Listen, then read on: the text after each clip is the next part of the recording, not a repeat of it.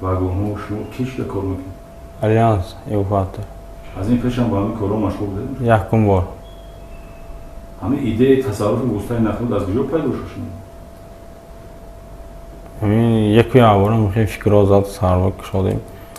бо нобакории худ гумонбаршуда умедҷон сатторов ба соҳибмулк 230 000 сомонӣ зарар расонидааст. муроҷиати ҷарбида ба раёсати вазорати корҳои дохилӣ дар вилояти суғд ва роҳандозии чорабиниҳои оперативии ҷустуҷӯӣ аз ҷониби кормандони шӯъбаи кофтукови ҷиноятии раёсат имкон дод шахсияти зараррасон муайян ва моликияти соҳибкор барқарор шавад. айни ҳол аз рӯи ҳодиса бо моддаи 244 кодекси ҷиноятӣ парвандаи ҷиноятӣ оғоз карда шуда алоқамандии шахсони дигар ба ҷинояти мазкур мавриди корбарии милитсия қарор дорад. фармоишӣ будани дуздӣ яке аз фарзияҳои мақомот мебошад.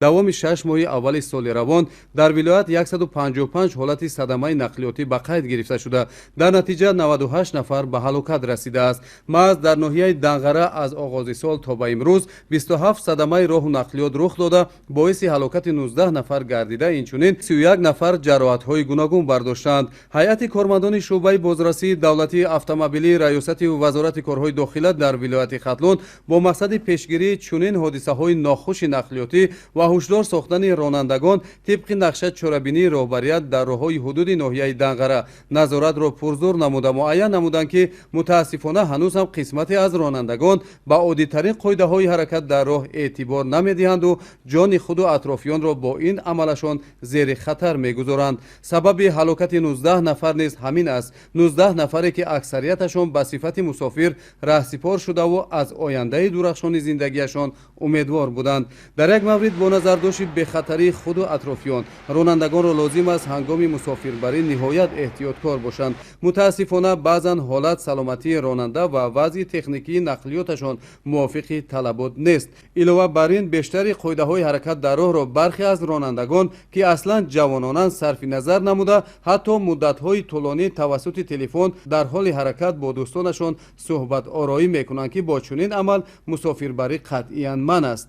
ин навбат тибқи нақша чорабинии ҳайати кормандони шӯъбачаи бозрасии давлатии автомобилии шӯъбаи вазорати корҳои дохилаи ноҳияи Данғара дар саҳни терминали ноҳия бо ронандагон мулоқот оростанд. зимни ин вохӯрии мақсаднок вобаста ба риояи қоидаҳои бехатарӣ дар роҳ ва паёмадҳои даҳшатбори беэътибории баъзе аз ронандагон маълумот дода бо дастуру маслиҳатҳои судманд даъват ба амал овард ки зимни сафар бояд ҳушёру эҳтиёткор буд. дар идомаи бурдани корҳои таблиғотӣ зимни амалигардии нақша чорабинӣ дар ҳудуди роҳҳои ноҳия махсусан дар самти роҳи автомобилгарди душанбе Данғара Кӯлоб ки ин минтақа то як андоза осебпазир буда бештар садамаҳои нақлиётӣ инҷо рух медиҳанд, як қатор камбудиҳои ронандагонро ошкор намуда барояшон протоколҳои маъмурӣ тартиб доданд. ҳамин ҳолат буд ки ҷабборов Умаралӣ сокини шаҳри Душанбе ронандаи воситаи нақлиёти тамғаш Кия қайди рақами давлатиаш 8961 ТТ05 ки ба ширкати мусофиркашонии 1111 рахш таксӣ тааллуқ дорад, суръати ҳаракатро аз меъёр зиёд намуда буд, боздошт гардид. бо чунин ҳолат ки суръати ҳаракатро аз меъёр зиёд намуда буданд, Мадисоев Обидҷон сокини шаҳри Кӯлоб ронандаи воситаи нақлиёти тамғаи Land Cruiser Prado қайди рақами давлатиаш 101 РР10 Ишратов Беҳзод сокини шаҳри Душанбе ронандаи воситаи нақлиёти тамғаш Toyota Prado қайди рақами давлатиаш 0909 ET01 Суфиев Шамсиддин сокини ноҳияи Темурмалик ронандаи воситаи нақлиёти тамғаш Toyota Camry қайди рақами давлатиаш 7070 ST01 Ҳайдаров Суҳроб сокини ноҳияи Ховалинг ронандаи воситаи нақлиёти тамғаи Hyundai қайди рақами давлатиаш 0088 GV01 боздошт шуда аз рӯи моддаи 325 қисми 1 тибқи кодекси ҳуқуқвайронкунии маъмурии ҷумҳурии Тоҷикистон нисбаташон протоколҳои маъмурӣ тартиб дода шуд ки мутаассифона бо ин ҷурм бештари садамаҳои нақлиётӣ рух медиҳанд. дар мавриди назорат қисме аз ронандагон ба ишорачӯбу ҳуштаки нозирони роҳ эътибор надода бо суръати баланд ҳаракат мекарданд ки Иззатуллоев Шавкат сокини ноҳияи Восе ронандаи воситаи нақлиёти тамғаш Opel Zafira қайди рақами давлатиаш 1290 91 RT03 Шарипов Раҷабалӣ сокини шаҳри Кӯлоб ронандаи воситаи нақлиёти тамғаш Toyota Corolla аз ҷумлаи чунин ронандагон буда барояшон тибқи талаботи моддаи 329 Кодекси ҳуқуқвайронкунии маъмурии ҷумҳурии Тоҷикистон протокол тартиб дода шуд.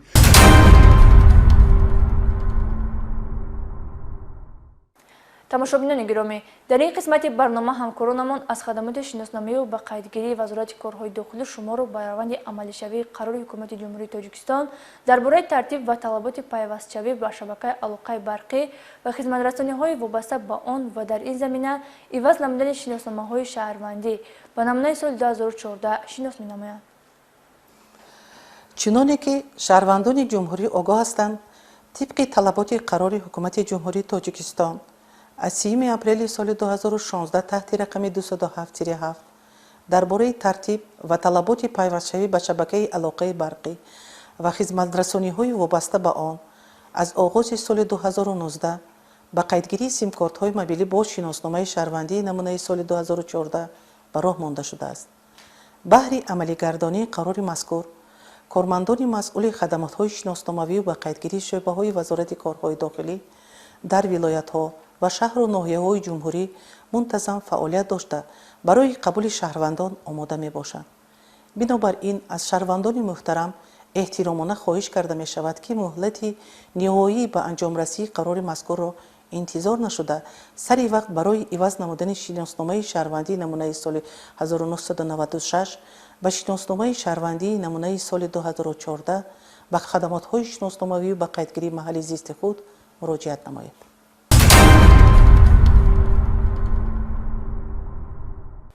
ҳамватанони азиз, инҷо бо шумо хайру хуш намуда хоҳони онем ки дар ҷомеа адолату амният пойдор бошад. бо умеди тансиҳативу хотирҷамъии шумо мерасем ба поёни барнома. хайр.